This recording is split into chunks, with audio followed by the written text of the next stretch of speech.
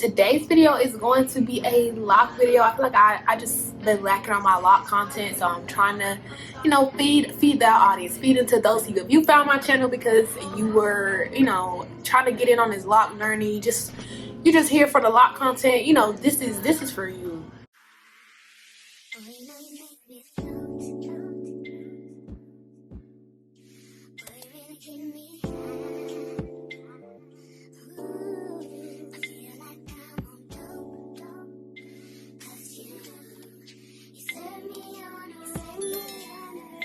Hey, it's Bria Valentine. Welcome back to my channel, and today I am here with another video. So today we are going to continue with the lock content. So today's video is going to be a 5 things I wish I knew before locking my hair. I watch a lot of these. I watched a bunch of these before I locked my hair, and here I am making one now that I am, what, 2 years? Yeah, I think I had to ask my bro right here. But 2 years into my lock journey. It'll be 3 in May of 2023, so I'm excited. But I have my little list. I wrote them down, so this is not just a ramble sesh, even though I love one of those. But number 1 is going to be, give yourself a middle part. Consider how you want to wear your hair. Because I didn't do that. At least not well. Like, there's no part. So give yourself a middle part if you're a middle part type of person. Like, I feel like when I get to my phase where I want to do, the lock version of a middle part bust down, I'm gonna have to be fighting. Like, it's gonna have to be just crooked, or either I'm gonna have to get crazy and take a comb and then cut. Just think about that. Think about where you like your hair to be parted. If you're a side part, like I kind of considered my side part, but consider where you like to wear your hair parted. Since where my length is, a side part looks the best right now, but I feel like at some point I'm gonna want to go more middle part, and I don't have the part for it. So yeah, think about how you wear your hair. Where do you like to part your wigs, your sew-ins, your leave out? Think about that. Think about how you like to wear your hair, so you know where to put your parts. So yeah, that was my number 1 on things I wish I knew. Because if I just wish I would have thought about that. Number 2 is going to be, having locks doesn't mean you don't do your hair. Like, I went to a lock journey thinking this is going to be so much easier than what I was doing, which I think it does take a lot of the guesswork out of things, but I still have a pretty long hair routine, and I feel like I'm even more particular about my hair because, I don't know, you make a bad choice, you might have to cut these off, start over, they might break off. So I just feel like starting your locks because it's easier than natural hair or relaxed hair or wearing sew-ins, whatever that may be. I don't think that's true. I think locks, the grass is not always greener on the other side. I think it is a lot easier. Like, wash days are a little bit simpler. I don't comb my hair, but I thought I was getting out of combing and detangling and my hair hurting. But with the retwist, my tender-headedness, I still feel that, like doing retwist or having to keep my hair brushed, having to do a detox. If you want to see my detox on when I put that wax in my hair, feel free to check that out on my channel. But yeah, I would not say a lock journey is a scapegoat or a way out of doing your hair, because you're going to want to take care of your locks. You're going to want to put time and effort into your hair, whether that's adding charms, whether that's doing a retwist, whether that's styling, whether that's just how you care for your hair at night. It's not, don't let it fool you. It's fun, it's great. And yeah, I wear my hair like 90% of the time. Sometimes I'll throw a wig on or do some extensions or something, but I do wear my hair a lot more, so that did come out of this, but still have to do your locks. Yeah. It's not, some mornings when I was deep in the pandemic, I was getting up, but I used to get up in the morning before I was, going to work or having to go to class in person. I would just shake my little baby locks and go on my day, or just put a headband on, but still had to retwist them. I still had to keep them oiled, and there was still a routine that needed to be in there somewhere. So you just kind of pick which routine you're going for. but I have saved a lot of money. I buy a lot less wigs, spend a lot less on braided hair, so that is the upside to that. But yeah, I wouldn't say Locs frees you up from doing your hair, or you have to do your hair less. You just do it in a different way. Number 3 would be, a lot of products marketed to Locs are a big no for Locs. Like, they are just not ideal. They cause buildup. They dry your hair out. They cause breakage. I think I did a review of some of the Locs shampoo I tried on my channel. But just a lot of the locking gels and the stuff that just has Locs on it and says, if you have Locs, get this. And 9 times out of 10, you shouldn't get it. And that blew my mind for a while. But to me, it's kind of like, you know, like the Vagisil stuff that's out here. And your gynecologist is like, no, yeah, that's kind of what Locs stuff is. Loc hair products are like the Vagisils of the hair community. Yeah, don't recommend using any of that stuff. A lot of it causes buildup. It dries your hair out. Like, you'll just see the whiteness in your Locs. And I used to use like I'm not gonna, you know, bash these brands, but you know what I'm talking about. If you go in the hair store, or you go onto the I don't know what they call the black hair aisle. What do they call that? You know, where the black hair grease and stuff is in Walmart, and you see those Loc products there. Half of that stuff is just a waste of money. But half the time, you just need stuff like oil. You need something to moisturize your hair. A good old spray bottle to keep, you know, water to use with the oil, and maybe like castor oil, or like a good old Blue Magic grease for your edges, and maybe your edge control if you're like me, and some days you just want to keep it slick. But yeah, a lot of products marketed to Locs, if you turn that thing around, read those ingredients, I promise you, you won't know what they are. So yeah, you just got to be wary of products, because everything marketed to be used on your hair probably should or should not. And I think it's a lot of trial and error. So don't let these labels fool you. Them putting a black person on the front of the jar with some cool looking Locs, that does not mean that product is going to do anything for your hair. Yeah, be wary of the products marketed to Locs.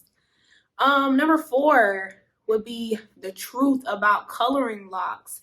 I don't feel like everybody is really transparent about what that process looks like. Like, color Locs, they look good. Like, they are top 10, top tier.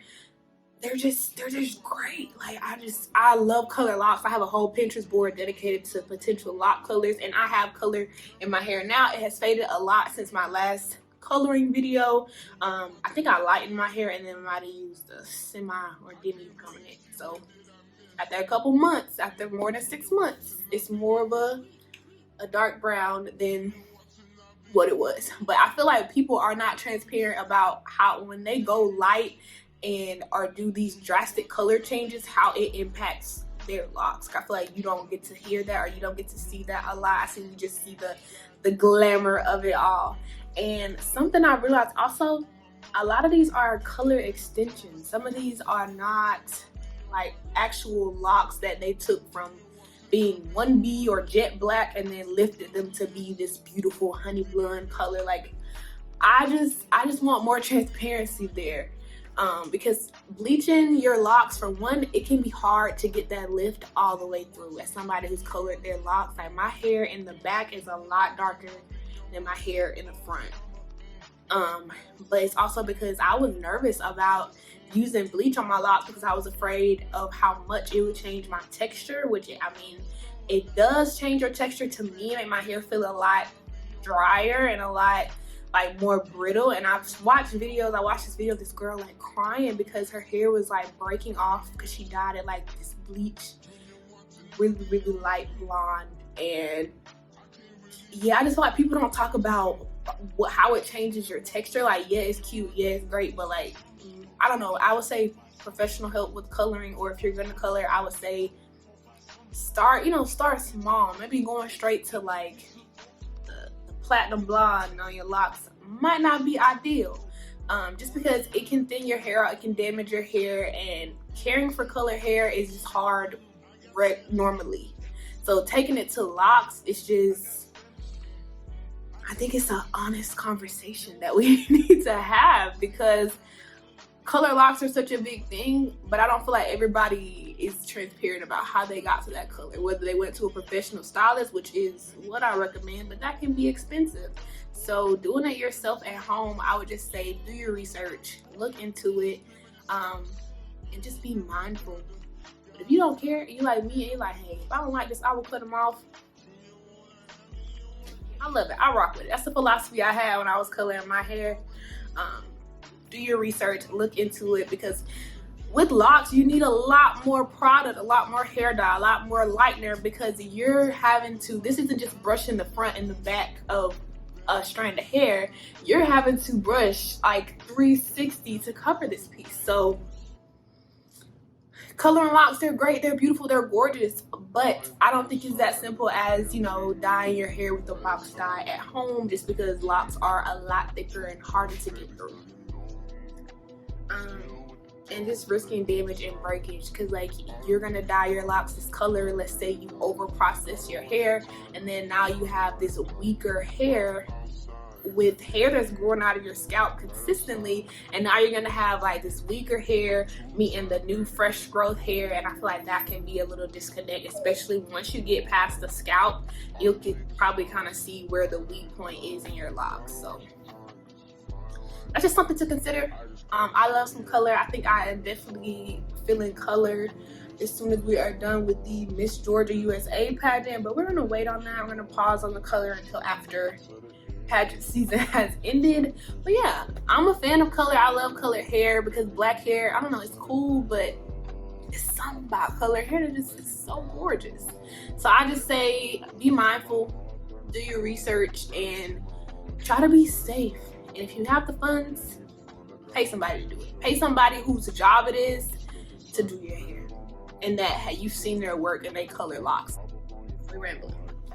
Last one, number 5, something I wish I knew before locking my hair would be how heavy locks can be.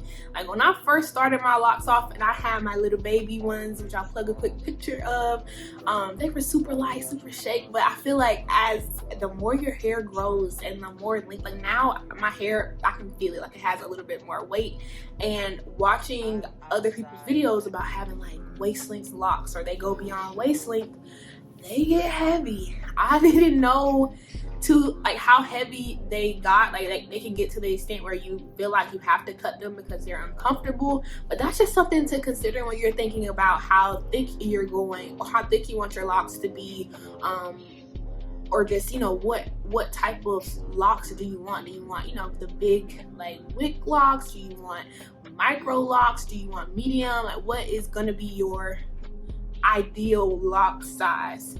Because you got to remember that these pieces of hair are going to have to support the weight of my hair as it grows. So I just think that's something to consider as well, because your hair is going to get heavier, and you want to make sure the roots of your hair can support the weight of the lock. And I have one that I made super small. I wonder, can I find it? But I just feel like I'm gonna lose it. I'm gonna lose this little lock at some point, because it is so thin. Here it is. It's like the thinnest one I have. Okay. But this is a lot like healthy.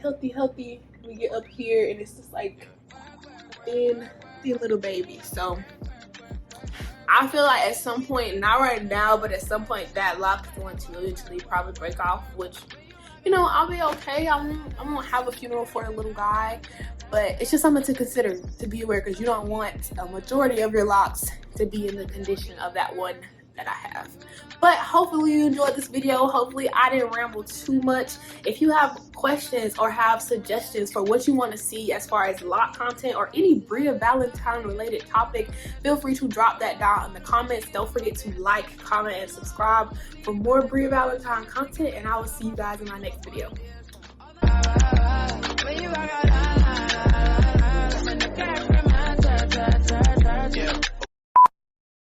Excuse me.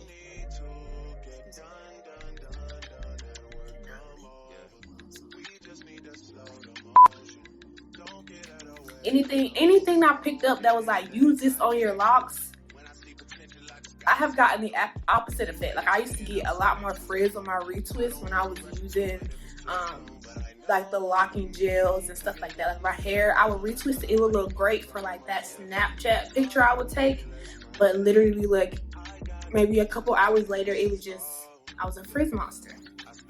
So coloring locks is like a rabbit hole. I thought I can do a whole video on just like coloring locks, which I probably will do.